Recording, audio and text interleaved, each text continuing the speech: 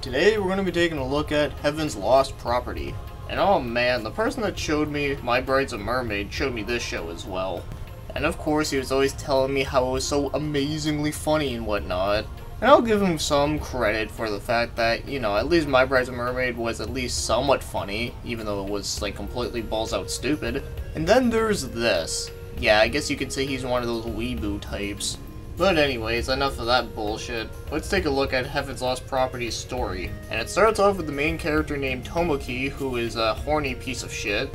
Okay, I had to be blunt about it right there, but seriously though, he's just some horny teenager. So all he ever wants is just to have some peace and quiet, and probably something to fap off to.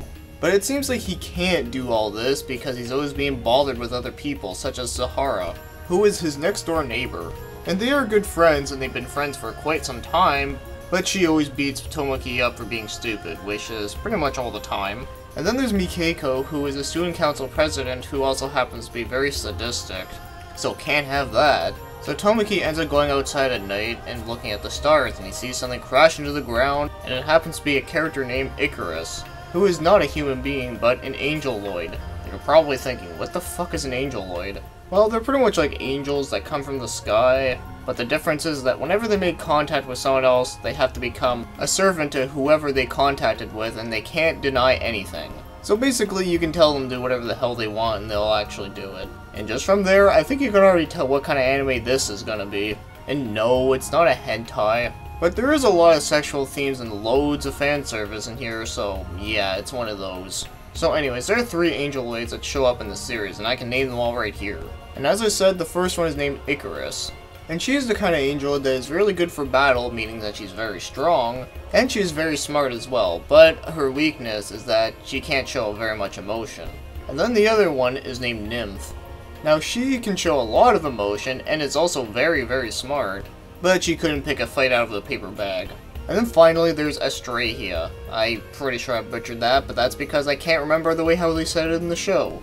Well, either way. She's one who is like very, very strong, and she can show lots of emotion, but her intelligence is probably just as smart as, well, I don't know, Kanye West. So yeah, Tomoki has to deal with all these busty babes, and always being all perverted with all of them.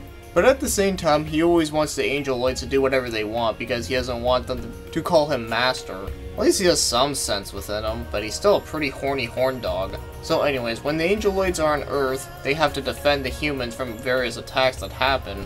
And that's all I'm going to say for now. And that's pretty much what you need to know about Heaven's Lost Property when it comes to its story. And all I have to say about its story is that, well, I don't really care for it that much. I mean, for one, the main character Tomoki is such a prick. Just for one example, he told Icarus that he wanted to become a girl for a little bit, and so she made that happen, and the reason why he turned into a girl is just so he can go into the girls' change room. Yay, I guess? I don't know, I don't give a fuck.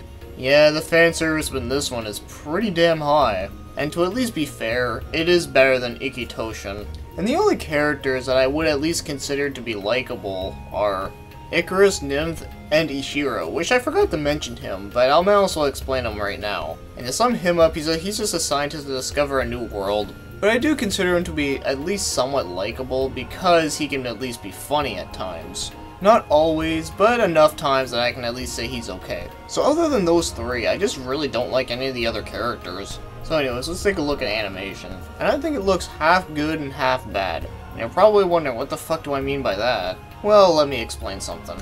Now you see, when it looks like this, it doesn't look that bad, right? I mean, it looks pretty good. Even the battle scenes look pretty decent, I will admit that. But the parts that I mean that look bad is when he looks like a fucking chibi. Now, I can understand if they make him look like that when something funny is going on. I mean, that's a pretty common thing that happens with an anime. I mean, hell, even within the show My Bride's a Mermaid, it happened pretty often. But the issue that I have with it here is that there's some episodes where he looks like that throughout most of the episode, and then like sometimes they'll just randomly switch and to make him look, you know, normal again. I have no clue what happened here, but I guess even the people that animated this just said, oh fuck it, let's just draw him like this because it's easier to animate. And it's just really inconsistent, and it happens so often that I forget that's not his original look. So sometimes I just end up thinking that he's just like, I don't know, like an 8-year-old running around naked.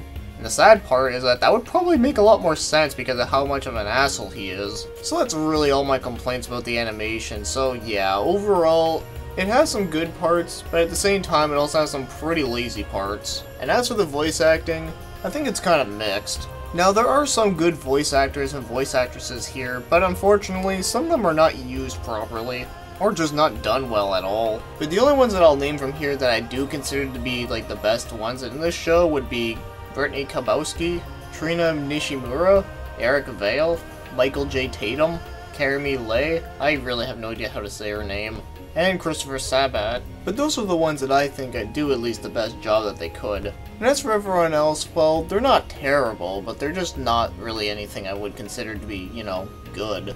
But anyways, the voice acting, like I said, it has a mixed bag, but it does have some good parts. Now as for the overall score, well, I'm probably going to be in the minority on this one, but I'm going to give it a 4 out of 10.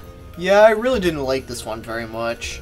I mean, most of the characters I didn't really like. The story itself is just okay. It's a little bit weird, but it's not the kind of weird that I really care for. And, well, something else I didn't really talk about was that I didn't really find the show to be all that funny.